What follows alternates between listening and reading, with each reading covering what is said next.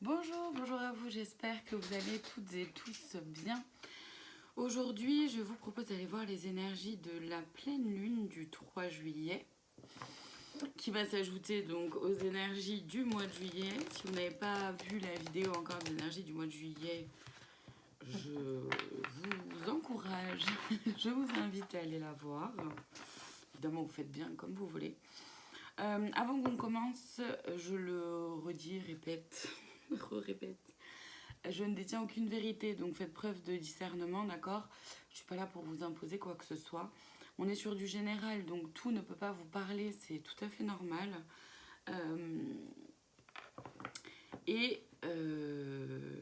J'utilise les cartes de façon complètement intuitive. Je ne suis pas tarologue, je ne suis pas cartomancienne et je ne suis pas voyante non plus. Je suis médium, ce qui signifie que je reçois des informations, des messages à travers mon corps, à travers des sensations qui passent dans mon corps, à travers des mots, des images qui peuvent comme ça venir devant mes yeux. Des fois j'entends.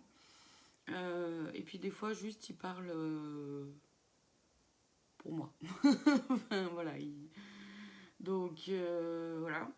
Et du coup les cartes me servent de support en fait pour être un peu plus précise parfois et surtout pour me structurer. Pas que je parte trop dans tous les sens. Il y a de l'émotionnel qui va entrer en jeu avec cette pleine lune. Je le ressens. Là, j'utilise un tarot, mais voilà, je vous le dis bien, je le répète, je ne suis pas tarologue, ça veut dire que je ne connais pas la signification des cartes. Donc, on a le 7 d'épée et la lune. Donc, oui, ça va être émotionnel. Il peut y avoir pas mal de peur. Je vais boire. Il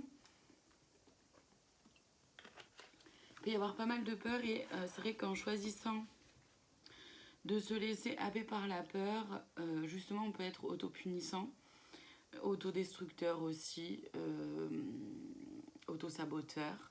Et du coup, c'est comme si on n'osait pas franchir le pas vers ce qui pour autant pourrait être lumineux pour nous. La lune, c'est beaucoup en lien du coup justement avec l'émotionnel, avec le fait de suivre son propre rythme. Donc le rythme de ses émotions, le rythme aussi de son corps. S'il y a de la fatigue, s'autoriser à vivre cette fatigue. Donc à ralentir le rythme si on en ressent le besoin. C'est aussi au contraire quand on est plein d'énergie à ce moment-là, en profiter pour faire plein de choses. Et dans tous les cas, peu importe les émotions qui sont là, c'est vraiment de s'autoriser à les vivre toutes pleinement et entièrement. Pour les laisser s'écouler en fait, pour les laisser vivre. Le 7 de bâton, ça rejoint vraiment le 7 d'épée dans le sens où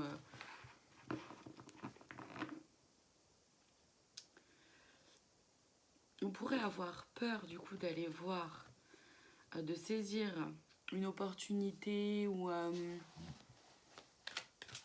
d'avancer, d'être dans notre pleine lumière.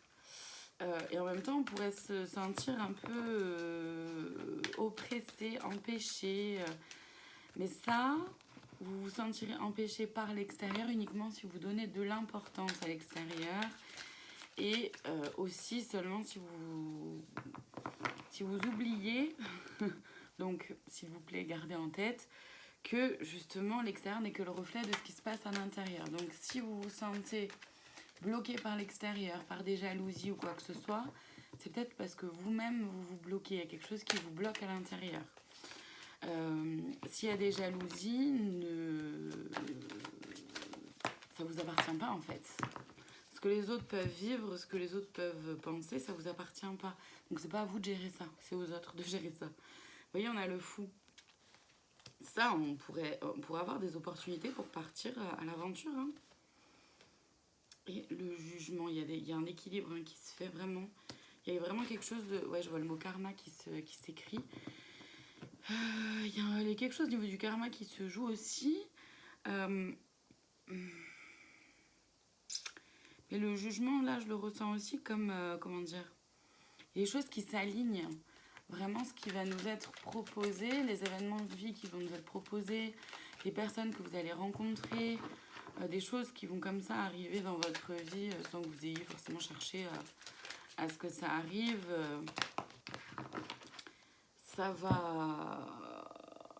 Ça a une importance en fait, c'est pas là pour rien. Des choses qui vont vraiment être placées ou des gens qui vont être placés sur votre chemin. C'est aussi justement quand vous avez beaucoup travaillé pour quelque chose, il y a des choses qui vont s'aligner aussi. Ça va s'aligner en fonction de comment vous êtes à l'intérieur. Si vous êtes rempli de peur, il y a des chances pour que du coup ce soit un petit peu bloquant. Si au contraire vous vous dites allez, je prends mon courage à deux mains et j'y vais, il y a des chances pour que ce soit quelque chose beaucoup plus fluide, beaucoup plus doux qui arrive. Le 6 de coupe, c'est ça, c'est ce que je disais, c'est par rapport au travail. Enfin, au travail. C'est pas forcément le domaine professionnel, mais ce que je veux dire, c'est que ça peut, hein, mais ce que je veux dire, c'est tout ce qu'on a fait pour construire quelque chose, pour mettre en place un projet, etc. Voilà, ça grandit, ça grandit, ça grandit. Il y a de l'abondance qui arrive. On a le diable. On a le diable, le 5 de coupe et l'ermite. Ouais. Ça va être, là c'est vigilance en fait à pas retomber dans nos vieux travers, dans vos vieilles habitudes qui sont plus bonnes pour vous. À pas retomber dans une spirale qui vous convient plus. Attention au rôle victime bourreau sauveur. Parce que ça, et ouais, de pas se laisser happer par les peurs, tout ça, alors que l'abondance est juste là. C'est vraiment, avec l'ermite, là, ce que je ressens, c'est que c'est vraiment important de regarder qu'est-ce qui vous va à vous, à l'intérieur de vous. Vraiment de vous câbler sur votre propre guidance intérieure, sur ce que vous ressentez comme étant bon et juste pour vous, allez-y. Vraiment. Si au contraire, mais je sens qu'il y a vraiment beaucoup de peur, beaucoup d'angoisse. Hein.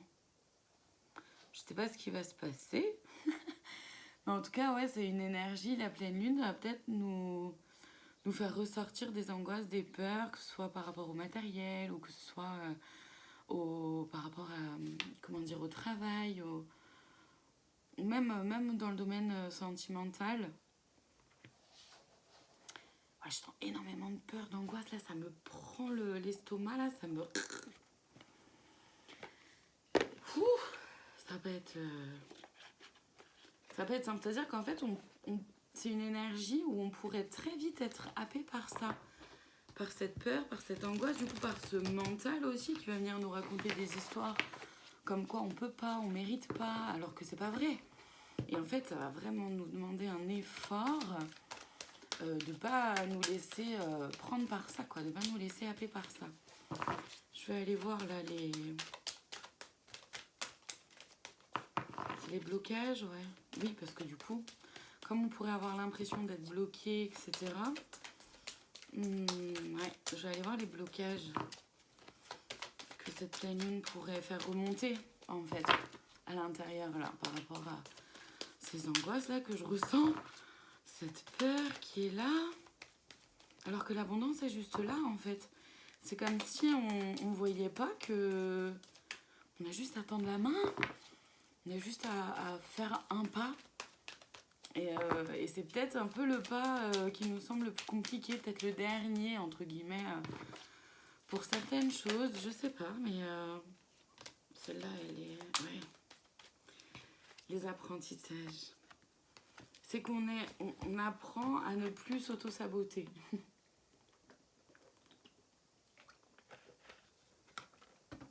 On apprend à poser nos limites. On apprend à se positionner aussi. Ouais, on apprend à prendre vraiment notre place, notre juste place. Et du coup, ça peut être source de beaucoup de stress et d'angoisse et de peur, notamment lié au regard des autres. Qu'est-ce que les autres vont en penser? Qu'est-ce que les autres vont dire? Qu'est-ce qu'ils vont croire? Qu'est-ce qu'on va dire de moi? Mais aussi, est-ce que ça va être accepté plus large, de façon plus large au niveau de la société ou de la famille Ouais. Qu'est-ce qu'il y a d'autre comme blocage? Parce qu'il y en a d'autres, hein, c'est sûr. Qu'est-ce qu'il y a d'autre comme blocage qui pourront être... D'accord que tu es bien dans cet oracle-là que je dois chercher. Oui, ok.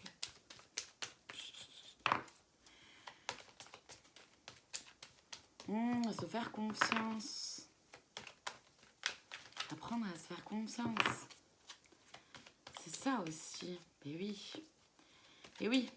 Puisque effectivement, puisque si le regard des autres, tout ça ne nous impacte plus, ça glissait un peu. C'est parce que l'on se fait suffisamment confiance pour pas avoir besoin de la reconnaissance des autres ou de l'approbation des autres. Et quel que soit l'autre, hein, que ce soit familial, sociétal, pardon, dans votre couple, vis-à-vis de vos parents, de vos enfants aussi. Ouais, ça va remuer, hein, cette pleine lune. Ça va remuer. Bon, il y a quoi comme autre blocage là, les gars, s'il vous plaît?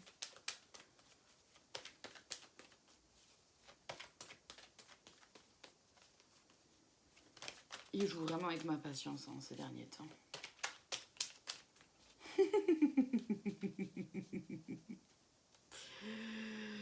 Ça me fait rire, ça me fait rire. Un peu rire jaune, mais bon, ça va. Ah oui, de communiquer, message à transmettre. Blocage aussi, ça va être lié au fait de pouvoir communiquer, quoi. De pouvoir exprimer votre vérité. Qu'est-ce qui se passe vraiment pour vous? Aussi dans le positionnement, hein, l'amour. L'amour de soi. C'est un blocage, ça. Qui va aussi être... va falloir se choisir. Ça, c'est apprendre à se choisir. Quand on pose nos limites, qu'on dit stop, qu'on... Tout ça, c'est qu'on on se choisit, en fait. Le manque. On pourrait avoir peur du manque, hein. Peur... donc, ouais, peur du manque, donc vibrer le manque. Peur de manquer d'amour, peur de manquer de temps, peur de manquer d'argent, peur de manquer aussi de capacité en soi, de pas être capable, de pas être assez patiente par exemple. Merci les gars. Qu'est-ce qu'on a? Ouais, relation karmique et message d'alerte. Alors, on nous met en alerte par rapport aux relations karmiques parce que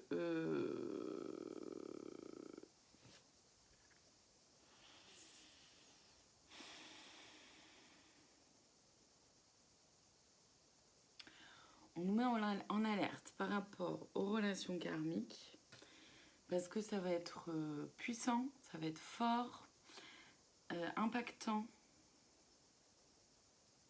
Ça peut même être blessant. D'ouvrir les yeux sur quelque chose, de se rendre compte de quelque chose, de soi à soi en plus, parce que la relation karmique, elle, il y a beaucoup de, c'est beaucoup en miroir en fait, c'est aussi beaucoup le yin et le yang, comment ça se joue tout ça. Et ça va être impactant. C'est des chances pour que ce soit vraiment pas simple et que ça puisse être bloquant. Comment dire, le blocage, ce serait justement de ne pas réussir à voir à travers l'autre toutes les solutions qu'on pourrait avoir en soi, ou même de voir à travers l'autre, à travers les ombres de l'autre, ce que ça vient heurter comme ombre à l'intérieur de soi. J'aimerais bien quand même... Ouais, je vais aller chercher dans celui-là, je vais aller voir sur le plan sentimental, vite fait.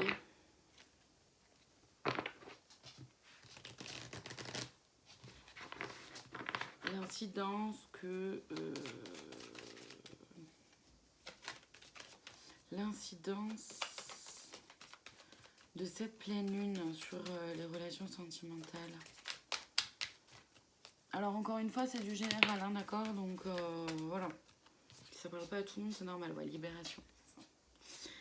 Libération, bah oui, parce qu'en fait, si on apprend à s'aimer, si on apprend à poser nos limites, qu'il y a de la relation karmique qui se joue, c'est que, ouais, il peut y avoir des libérations, ça peut prendre du temps, et on va vers un nouveau départ. Un nouveau départ, ça peut être soit au sein même du couple, hein, si vous êtes en couple,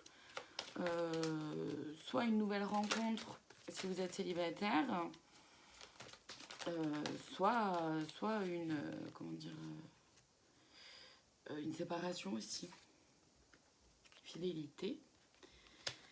Parce que ouais, si on se libère de plein de choses, forcément après dans la relation de couple, on a envie de prendre notre temps, on a envie d'aller vers quelque chose, une relation où il y a de la fidélité, ou en tout cas on peut être fidèle à nous-mêmes aussi, hein, peu importe votre vision aussi du couple, parce que on peut avoir des définitions différentes. C'est la jalousie.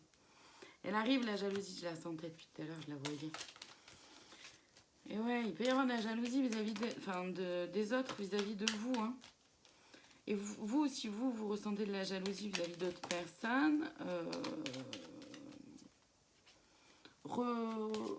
recentrez-vous sur vous, vraiment. Parce qu'on a quoi? Souplesse et concrétisation. Souplesse et concrétisation. Parce que oui, on apprend du coup à...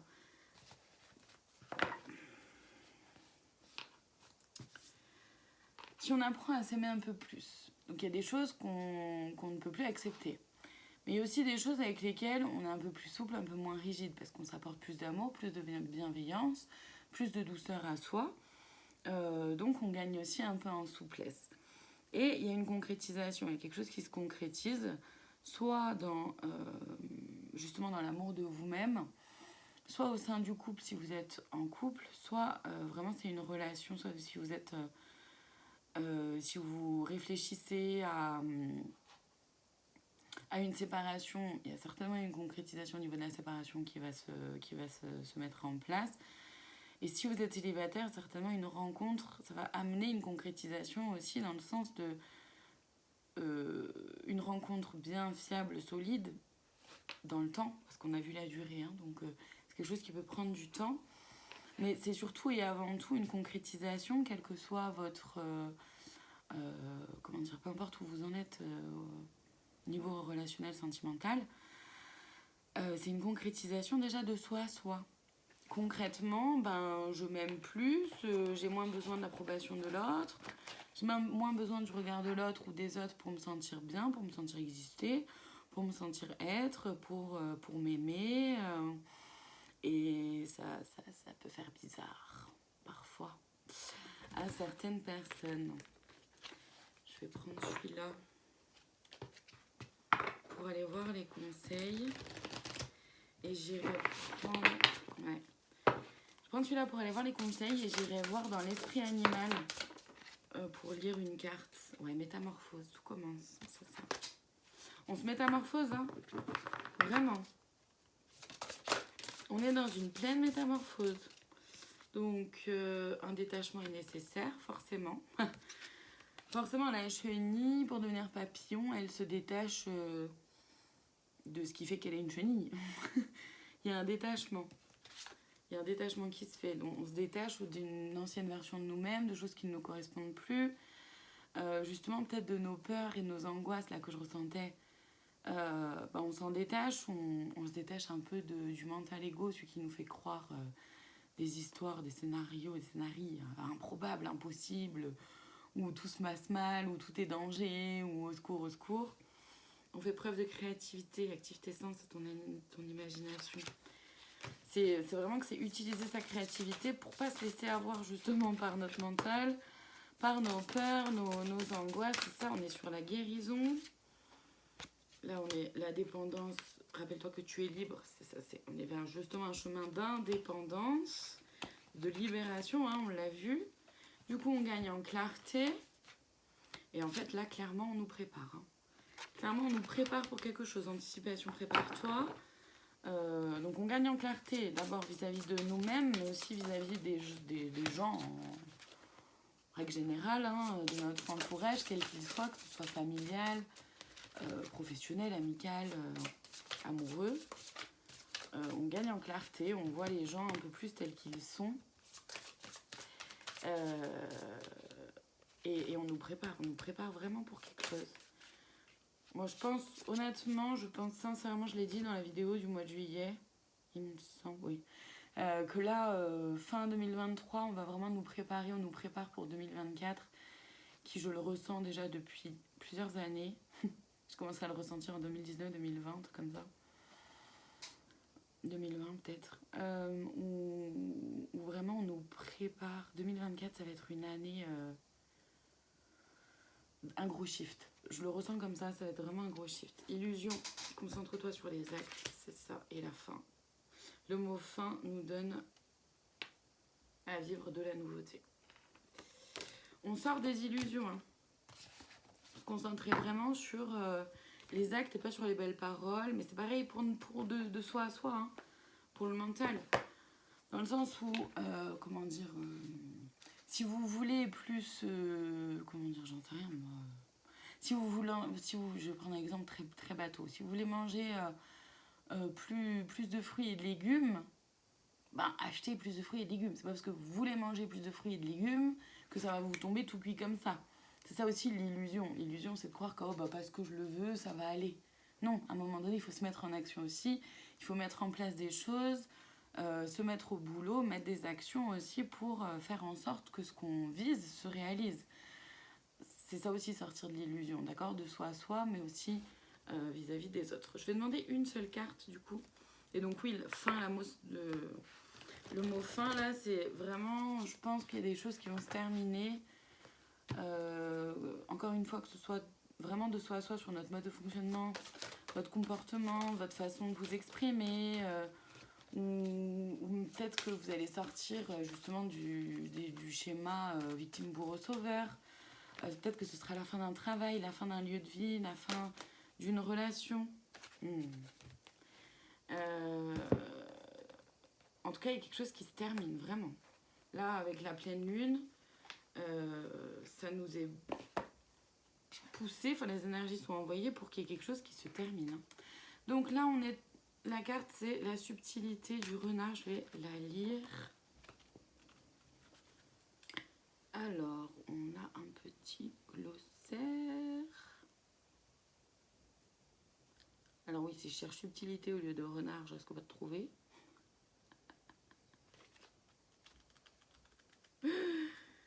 Je me fais rire toute seule, je me fais des blagues à moi-même. J'aime bien.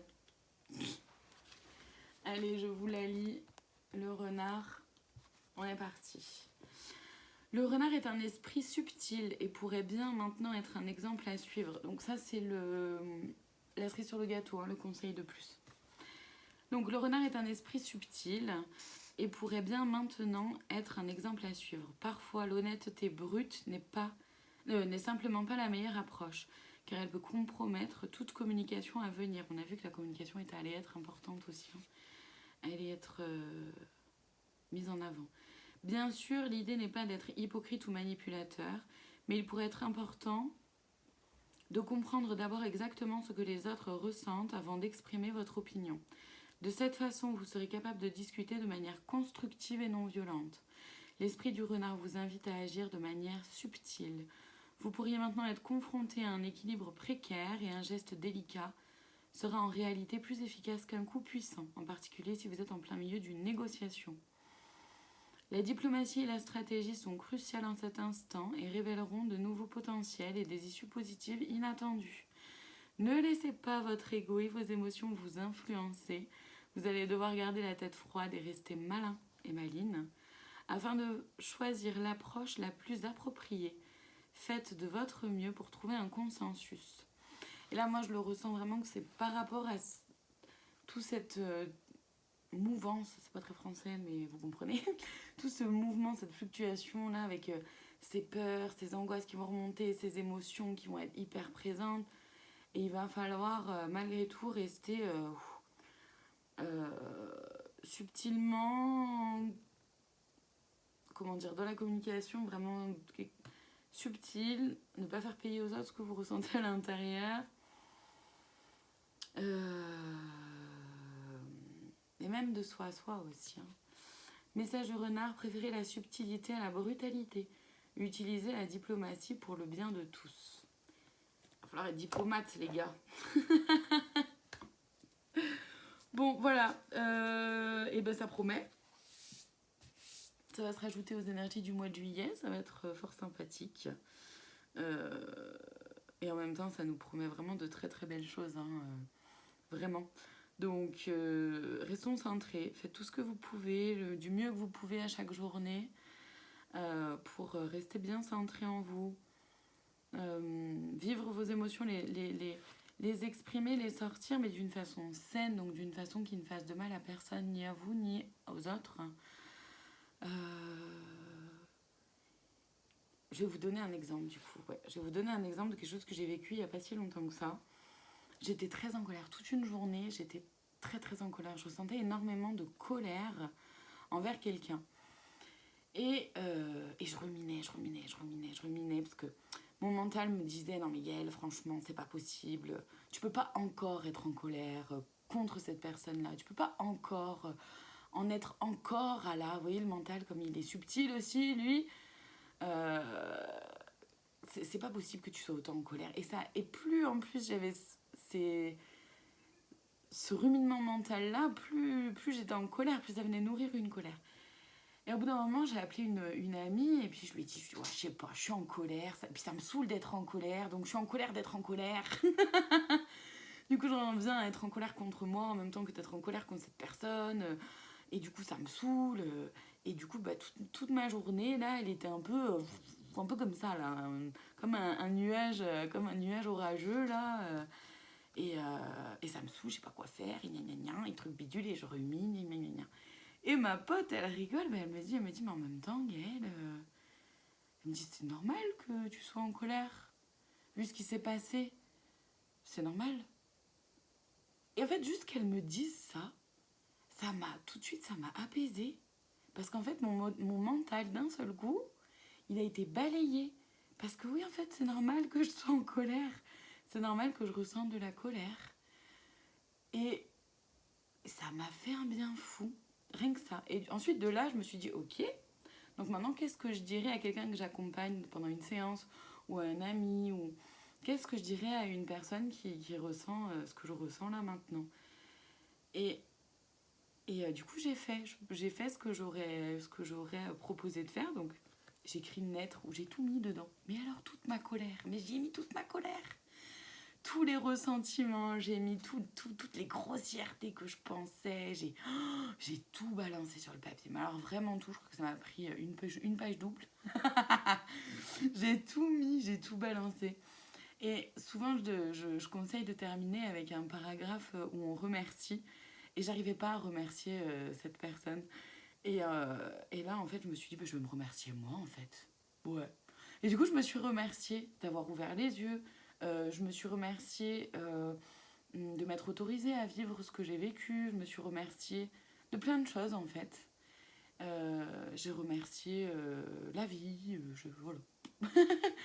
Et ensuite, j'ai brûlé la lettre. En la regardant brûler, j'ai répété « je libère et je me libère » de cette colère, de ce ressentiment, de tout ça. J'ai laissé les cendres refroidir. Une fois qu'elles étaient froides, je les ai balancées dans la terre, à l'extérieur de chez moi, donc dans le talus d'à côté, hein, c'est très bien. Voilà, et j'étais bien, mais ça m'a fait un bien fou. Mais un bien fou. Et d'un seul coup, cette colère, elle n'était plus là. Je l'avais autorisée à se laisser vivre, je l'avais exprimée, sans l'exprimer à cette personne-là, parce que ça ne servait à rien, et puis c'est pas constructif en plus, enfin... et puis de toute façon, j'aurais pas dit à cette personne-là tout ce que j'ai mis dans la lettre, parce que dans tous les cas, j'ai pas envie de faire de mal à qui que ce soit, puis je sais que ça m'aurait pas fait de bien non plus de mettre ça comme ça dans la tête de cette personne, donc voilà, et ça m'a fait du bien. Et j'étais hyper légère après. Je me suis dit, oh, c'est génial. Et en fait, ça va vraiment être ça, je pense, qui va se jouer beaucoup. Ça va être de rester en équilibre d'utiliser toute notre créativité pour pouvoir extérioriser nos émotions d'une façon qui soit saine et en plus d'être vigilant et vigilante à notre mental. Parce qu'il est hyper subtil et il nous raconte des histoires... voilà, on se fait avoir à notre propre jeu quand même. Hein, donc, ça va être important, je pense, de vraiment rester bien centré sur soi, aligné et utiliser des techniques, notre créativité vraiment pour pouvoir extérioriser les choses. Voilà pour aujourd'hui, j'espère que cette vidéo vous aura parlé, vous aidera surtout à traverser la pleine lune. En tout cas, vous pouvez liker, commenter la vidéo avec grand plaisir. Et si c'est quelque chose qui résonne en vous, vous pouvez aussi partager la vidéo YouTube sur vos propres réseaux. Merci à vous de votre présence et je vous dis à très bientôt pour une prochaine vidéo.